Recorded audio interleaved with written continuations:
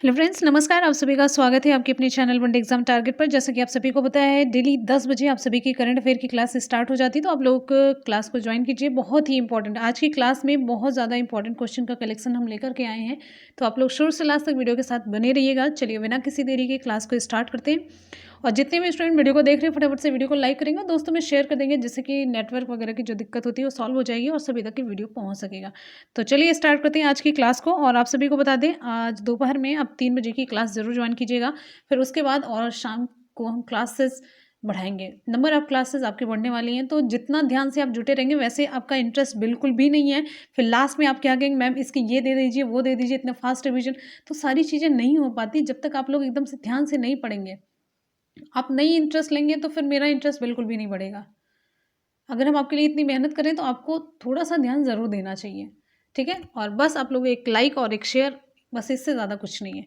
आ जाते हैं क्वेश्चन की तरफ। इंपॉर्टेंट क्वेश्चन का कलेक्शन है और आप सभी को बता दें, इसकी पीडीएफ आप वनडे एग्जाम टारगेट के टेलीग्राम चैनल से प्राप्त कर सकते हैं। और वनडे एग्जाम टारगेट आप विदाउट स्पेस टेलीग्राम एप्लीकेशन पर डालेंगे तो फिर आपको ये लोगो देखने को मिल जाएगा और ये आप पीडीएफ वहाँ से प्राप्त कर सकते हैं। क्वेश्चन है, हाल ही में किस राज्य में भारत की पहली hot air balloon wild life safari की शुरुआत की गई? तो कहाँ पर? ऑप्शन यहाँ पर हमारा डी सही हो जाता है, मध्य प्रदेश में। तो मध्य प्रदेश के वन मंत्री हैं विजय शाह। विजय शाह, इनके द्वारा विश्व प्रसिद्ध बांधवगढ़, कहाँ पर? बांधवगढ़। बांधवगढ़ ये कहाँ पर है? बांधवगढ़ ये है मध्य प्रदेश में। तो बांधवगढ़ टाइगर रिजर्व में भारत की पहली hot air balloon wild life safari की शुरुआत की है। बहुत इंपॉर्टेंट क्वेश्चन है, ध्यान रखिएगा। आपको बता दें इससे क्या होगा, अब अफ्रीका के जंगलों की तरह भारत में भी पर्यटक hot air balloon wild life safari का आनंद उठा सकेंगे। इसके अलावा राज्य सरकार पेंच, ठीक है, पेंच, कान्हा और पन्ना टाइगर रिजर्व में भी इस सेवा को शुरू करने की योजना बना रही है। और आपको बता दें, ये एक्टिविटी केवल बफर क्षेत्र तक ही सीमित रहेगी और लोग बाघ, तेंदुए, भारतीय भालू और अन्य जंगली जानवरों को ऊंचाई से देख सकेंगे। ऊपर वो बलून में इस तरीके से नहीं होता है कि मतलब जैसे ये वाला बलून ऐसे उड़ता रहता है, तो फिर यहाँ पर बैठ करके आप इसका आनंद उठा सकते हैं। बहुत ही इंटरेस्टिंग होता है। और ये देश के किसी भी टाइगर रिजर्व में शुरू की गई पहली सुविधा है, जो यहाँ पर शुरू की जा रही मध्य प्रदेश के बांधवगढ़ में, ध्यान रखिएगा। और ये सेवा जयपुर स्थित स्काई वर्ल्ड्स एंड कंपनी के द्वारा संचालित की जा रही है। किसके द्वारा? स्काई लिख देते हैं, स्काई वर्ल्ड्स एंड कंपनी के द्वारा संचालित की जा रही है। बात आ जाती है मध्य प्रदेश की, तो मध्य प्रदेश के मुख्यमंत्री शिवराज सिंह चौहान, राज्यपाल हैं आनंदीबेन पटेल। आते हैं अगले क्वेश्चन पर। नेक्स्ट हमारा क्वेश्चन आप सभी के लिए क्वेश्चन है, हाल ही में नितिन गडकरी ने किस राज्य में मल्टी मॉडल लॉजिस्टिक पार्क स्थापित करने की घोषणा की है? विकल्प यहाँ पर हमारा सही हो जाता है ऑप्शन बी, असम में। ऑप्शन बी सही होता है। तो केंद्रीय सड़क परिवहन और राजमार्ग मंत्री है नितिन गडकरी, इन्होंने असम में एक बहु मॉडल लॉजिस्टिक पार्क स्थापित करने की घोषणा की है। इसका निर्माण कहाँ पर किया जा रहा है? इसका निर्माण असम के सिलचर में किया जा रहा है। और यहाँ पर आप आगे आइए, इस परियोजना के बारे में जान लीजिए। तो इस परियोजना के बारे में आप जानिए, यहाँ पर सब कुछ मैंने डिटेल में लिख दिया है। ये परियोजना देखिए, साथ ही केंद्रीय सड़क परिवहन मंत्री ने 20 परियोजनाओं का शिलान्यास किया और असम की 2366 करोड़ रुपए की 7 परियोजनाओं का उद्घाटन किया, जिनकी कुल लंबाई कितनी है? 439 किलोमीटर है। लॉजिस्टिक पार्क का निर्माण सिलचर में किया जाएगा और ईस्ट वेस्ट कॉरिडोर के निर्माण कार्यों में तेजी लाई जाएगी। और यहाँ पर देखिए, बराक नदी के ऊपर 2 नए पुलों का निर्माण किया जाएगा। अगला पॉइंट यहाँ पर है, मुख्यमंत्री सर्बानंद सोनोवाल ने बराक घाटी के लिए कारपोरेट सोशल रिस्पॉन्सिबिलिटी फंड में 250 करोड़ रुपए के प्रोजेक्ट का प्रस्ताव भेजा। और अगला यहाँ पर है, केंद्रीय मंत्री ने कहा कि ब्रह्मपुत्र की जल परिवहन प्रणाली को मजबूत किया जाएगा और बराक नदी पर ड्रेजिंग का कार्य भी पूरा कर लिया जाएगा। तो यहाँ पर बराक नदी इंपॉर्टेंट हो जाती है, सिलचर इंपॉर्टेंट हो जाता है। इसी तरीके से जो यहाँ का बजट होता है, वो कितना किलोमीटर का पूरा मतलब वो परियोजना होगी, उसकी लंबाई कितनी, इतना, और लागत कितनी, ये सारी कुछ चीज़ें होती हैं जो आपके एग्जाम के लिए इंपॉर्टेंट हो जाती है। इसलिए मैंने यहाँ पर आपको डिटेल में लिख दिया। बात करेंगे असम की आती है, तो असम से रिलेटेड, तो असम के मुख्यमंत्री कौन है? अभी सर्बानंद सोनोवाल है। राज्यपाल प्रोफेसर जगदीश मुखी हैं। और असम का लोक नृत्य पूछा जाता है, जो कि है बिहू। ये इंपॉर्टेंट क्वेश्चन बनता है, ठीक है। चलिए हमारा अगला क्वेश्चन है, हाल ही में डीआरडीओ के साइंटिस्ट ऑफ द ईयर पुरस्कार से किसे सम्मानित किया गया? ऑप्शन यहाँ पर हमारा सही हो जाता है ऑप्शन ए, हेमंत कुमार पांडे। ये वरिष्ठ वैज्ञानिक है हेमंत कुमार पांडे। इनको कई हर्बल दवाओं को विकसित करने में उनके योगदान के लिए डीआरडीओ के scientist of the year award से सम्मानित किया गया। आपको बता दें, जिसमें ल्यूकोडर्मा, लिख देते हैं ल्यूकोडर्मा, ल्यूकोडर्मा के इलाज के लिए इस्तेमाल की जाने वाली जो प्रचलित लोकप्रिय ड्रग है ल्यूकोस्किन, ध्यान दीजिएगा, हम सब लिख देते हैं ल्यूकोस्किन, ये भी इसमें शामिल है। तो बहुत इंपॉर्टेंट दवा है। और ल्यूकोडर्मा क्या है आप लोग जानते हैं? ठीक है, कमेंट सेक्शन में बताइएगा ये किस तरीके की बीमारी है। चलिए, और आपको बता दें, रक्षा मंत्री राजनाथ सिंह ने हाल ही में आयोजित एक कार्यक्रम के दौरान वैज्ञानिक को प्रतिष्ठित पुरस्कार से सम्मानित किया, और जिसमें क्या क्या प्रदान किया जाता है ये इंपॉर्टेंट आपके लिए जानना है, जिसमें 2 लाख रुपए का नगद पुरस्कार और प्रमाण पत्र शामिल होता है। और आपको बता दें, हेमंत कुमार पांडे जी ने अब तक 6 हर्बल दवाओं का विकास किया, और ल्यूकोस्किन का उपयोग ल्यूकोडर्मा या विटिलिगो के इलाज के लिए किया जाता है। और अभी मैंने आपसे पूछा, चलिए हम बता देते हैं, ये एक ऐसी बीमारी है जिसमें चकत्ते पड़ जाते हैं, त्वचा का रंग उड़ जाता है, जो सफ़ेद टाइप में हो जाता है। ठीक है, तो इसमें इनकी इस दवा के बारे में बड़ी सराहना की गई, और बाजार में मतलब बहुत ज़्यादा ये बिक रही है, ये है। ठीक है, और यहाँ पर अगर हम बात कर लेते हैं हेमंत कुमार पांडे के बारे में, तो डीआरडीओ रक्षा अनुसंधान और विकास संगठन, डीआरडीओ का फुल फॉर्म है, तो इनके द्वारा ये प्रदान किया गया ये पुरस्कार। और आपको बता दें, इन्होंने मतलब ल्यूकोसिन के अलावा एक्जिमा और दांत दर्द के इलाज के लिए भी दवाओं के साथ साथ एक एंटी रेडिएशन क्रीम भी विकसित की, जिनमें से बहुत ज़्यादा उसे बेचा जा रहा है, बहुत ज़्यादा सराहना की जा रही है। कुछ इंपॉर्टेंट फैक्ट डीआरडीओ से रिलेटेड। चलिए, डीआरडीओ का फुल फॉर्म आप बता दीजिए। चलिए, मैंने तो ये बता दिया ये बीमारी किससे रिलेटेड है, कैसी है, तो डीआरडीओ का फुल फॉर्म बता दीजिएगा, कई बार हमने बताया है। तो डीआरडीओ के अध्यक्ष की बात करते हैं, ये हैं डॉक्टर जी सतीश रेड्डी हैं। डीआरडीओ का मुख्यालय कहाँ पर है? डीआरडीओ का मुख्यालय है न्यू दिल्ली है। ठीक, आते हैं अगले क्वेश्चन पर। नेक्स्ट हमारा क्वेश्चन आप सभी के लिए है, हाल ही में किसकी ऑटोबायोग्राफी है इन परस्यूट ऑफ जस्टिस, इसका विमोचन किया गया? ऑप्शन यहाँ पर हमारा कौन सा सही होगा? वेरी गुड, विकल्प यहाँ पर हमारा सही हो जाता है option C, justice Rajendra Sachar. तो ये दिवंगत है, दिवंगत जस्टिस राजेंद्र सच्चर के परिवार ने the Indian society of international law और द इंडियन लॉ इंस्टीट्यूट के साथ मिलकर के, किसके साथ? The Indian society of international law और द इंडियन लॉ इंस्टीट्यूट के साथ मिलकर के स्वर्गीय जस्टिस राजेंद्र सच्चर के द्वारा लिखित पुस्तक in pursuit of justice and autobiography का विमोचन किया। इस पुस्तक को उनके मरणोपरांत प्रकाशित किया गया है, ध्यान रखिएगा। ठीक है, और ये जस्टिस राजेंद्र सच्चर के बारे में थोड़ा सा आपको बता देते हैं। एक समाजवादी, समतावादी, नागरिक स्वतंत्रता के समर्थक, एक जिम्मेदार नागरिक और सबसे बेहतर एक मानवतावादी थे। ठीक है, चलिए, और आपको बता देते हैं, ये 1970 में दिल्ली उच्च न्यायालय में शामिल हुए थे, लेकिन आपातकाल के विरोध में आवाज़ उठाने के लिए उन्हें दिल्ली से बाहर स्थानांतरित कर दिया गया था। और बहुत सारी चीज़ें हैं, और आपातकाल के बाद दिल्ली वापस आ गए और दिल्ली उच्च न्यायालय के मुख्य न्यायाधीश बने थे फिर ये। अगले क्वेश्चन पर आते हैं। हमारा अगला क्वेश्चन आप सभी के लिए है। क्वेश्चन है, हाल ही में डॉक्टर हर्षवर्धन कहाँ पर भारत के सबसे ऊंचे मौसम विज्ञान केंद्र का उद्घाटन किए? डॉक्टर हर्षवर्धन के द्वारा कहाँ पर भारत के सबसे ऊंचे मौसम विज्ञान केंद्र का उद्घाटन किया गया? ऑप्शन यहाँ पर हमारा ए सही हो जाता है, लेह में। तो केंद्रीय पृथ्वी विज्ञान मंत्री हैं डॉक्टर हर्षवर्धन, इन्होंने वीडियो कॉन्फ्रेंसिंग के माध्यम से लेह, ये कहाँ पर है? लद्दाख के लेह में भारतीय मौसम विज्ञान विभाग के मौसम विज्ञान केंद्र मेट्रोलॉजिकल सेंटर लिख देते हैं, मेट्रोलॉजिकल सेंटर, ठीक है, का उद्घाटन किया। ये क्या काम करेगा? ये जो केंद्र है क्षेत्र में स्थानीय मौसम का पूर्वानुमान बताएगा, जिसके रिजल्ट में क्या होगा, क्षेत्र के लिए मौसम संबंधी जो प्रारंभिक चेतावनी है उस सिस्टम को मजबूत किया जाएगा कि पहले से हमें जानकारी मिल जाएगी। ठीक है, चलिए केंद्र के बारे में आपको हम यहाँ पर डिटेल में बताते हैं, क्योंकि ये इंपॉर्टेंट क्वेश्चन बनता है, इससे रिलेटेड फैक्ट इंपॉर्टेंट और हो जाता है। तो लेह में स्थापित किया गया मौसम विज्ञान केंद्र हिमालय में स्थित दूसरा मीटेरोलॉजिकल सेंटर है। तो इससे पहले ऐसा सुविधा केंद्र अरुणाचल प्रदेश के ईटानगर में स्थित है। इंपॉर्टेंट, ठीक है।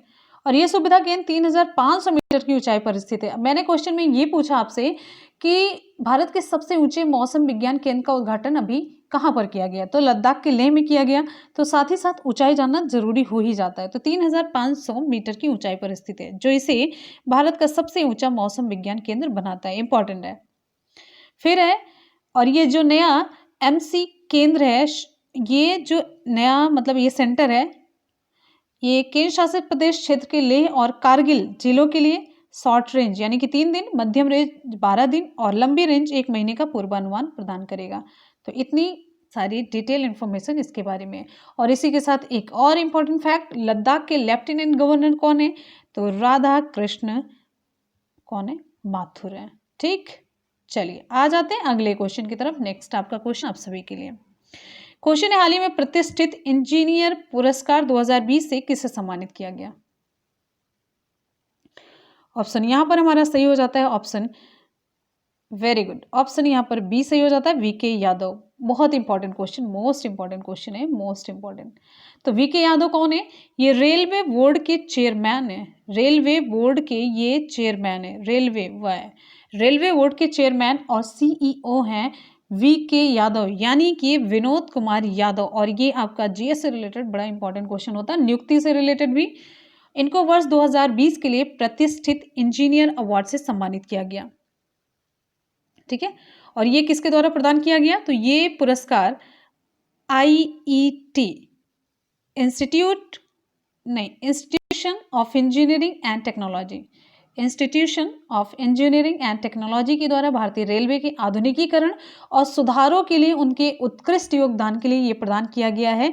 किसे, VK यादव को। बड़ा इंपॉर्टेंट क्वेश्चन आपके लिए बन जाता है। ठीक है, चलिए, और आपको बता दें हर साल institution of engineering and technology Delhi local network Bharat Ratna sir M Visvesvaraya की जयंती के उपलक्ष्य में 15 सितंबर को इंजीनियर्स डे के रूप में मनाता है। ठीक है, ये जानते रहिए। क्लियर है, चलिए अब यहां पर आपको बता देते हैं IET के बारे में। अब IET के बारे में कुछ जानकारी ले लेते हैं।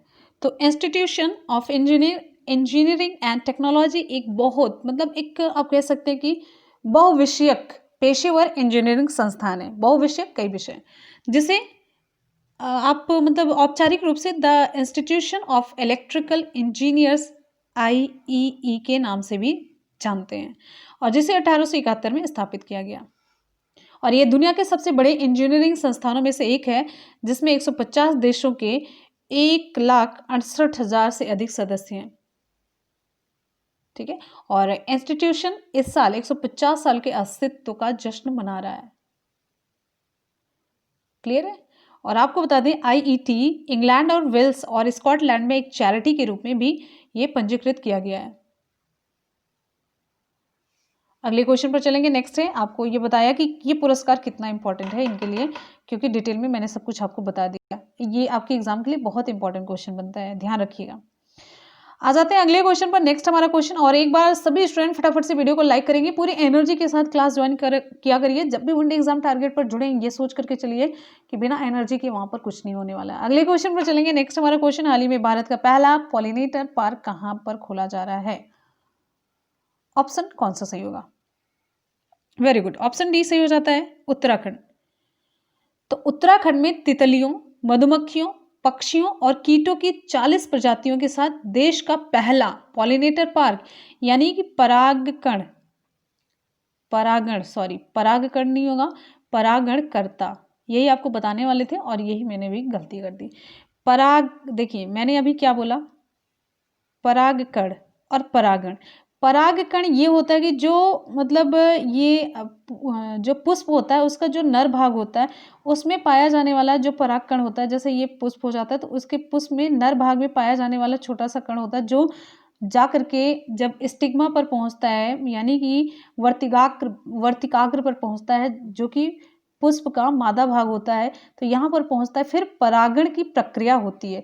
तो परागण ये एक प्रक्रिया हो जाती है पॉलिनेशन, और परागकण जो होता है वो एक मतलब पौधे का भाग होता है, पुष्प का भाग होता है, इतना समझिए।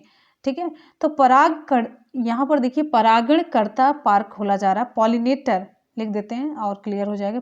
पॉलिनेटर पार्क खोला जा रहा है, विकसित किया गया। और इस पार्क को विकसित करने का उद्देश्य क्या है कि विभिन्न परागण प्रजातियों का संरक्षण करना, इन प्रजातियों के संरक्षण के महत्व के बारे में सामान्य रूप से लोगों को जागरूक करना और परागण को बढ़ावा देना है। ठीक है, परागण होगा तो ये परागण की प्रक्रिया होती है कि अच्छे अच्छे मतलब किस्में निकलेंगे। अब यहाँ पर देखिए पॉलिनेटर के बारे में आपको बता देते हैं। परागणकर्ता 1,80,000 से अधिक विभिन्न पौधों की प्रजातियों को परागण सेवाएं प्रदान करते हैं। उनके बिना पौधों की मौजूदा आबादी घट जाती है, भले ही मिट्टी, हवा, पोषक तत्व और अन्य जीव निर्वाह तत्व उपलब्ध होते हैं, यानी कि परागण जरूरी होता है। और परागणों के महत्व को पश्चिम में बहुत पहले ही पहचान लिया गया और परागणकर्ताओं के संरक्षण के लिए संयुक्त राज्य अमेरिका जैसे देशों में पार्कों, उद्यानों, स्ट्रिप्स और मार्गों को बड़े पैमाने पर बनाया गया था। कहने का मतलब परागण के लिए बहुत ध्यान दिया जा रहा है इन सब जगहों पर, और ये परागण बहुत ज़रूरी है। बस इसमें इतना ही समझ आया। और उत्तराखंड की बात करेंगे, उत्तराखंड के मुख्यमंत्री त्रिवेंद्र सिंह रावत, उत्तराखंड के राज्यपाल हैं बेबी रानी मौर्य। आते हैं अगले क्वेश्चन पर। नेक्स्ट हमारा क्वेश्चन है, हाल ही में इसरो के अध्यक्ष जो कि हैं प्रेजेंट टाइम में के सिवन, इनको कितने समय तक का एक्सटेंशन मिला है, कितने समय तक के लिए इनके कार्यकाल को बढ़ा दिया गया। ऑप्शन यहाँ पर हमारा ए सही हो जाता है, 1 साल के लिए। ऑप्शन ए सही हो जाता है, यानी कि 1 साल तक इनके नाम को अब और याद नहीं करना पड़ेगा। ठीक है, तो केंद्र सरकार ने इसरो के अध्यक्ष के सिवन का कार्यकाल 1 साल बढ़ाने को मंजूरी दे दी है। और ये 14 जनवरी 2021 को रिटायर होने वाले थे, लेकिन कार्यकाल बढ़ाए जाने के बाद के सिवन अब 14 जनवरी 2022 को मतलब 2022 तक इसरो के अध्यक्ष और सचिव के रूप में ये पद संभालेंगे।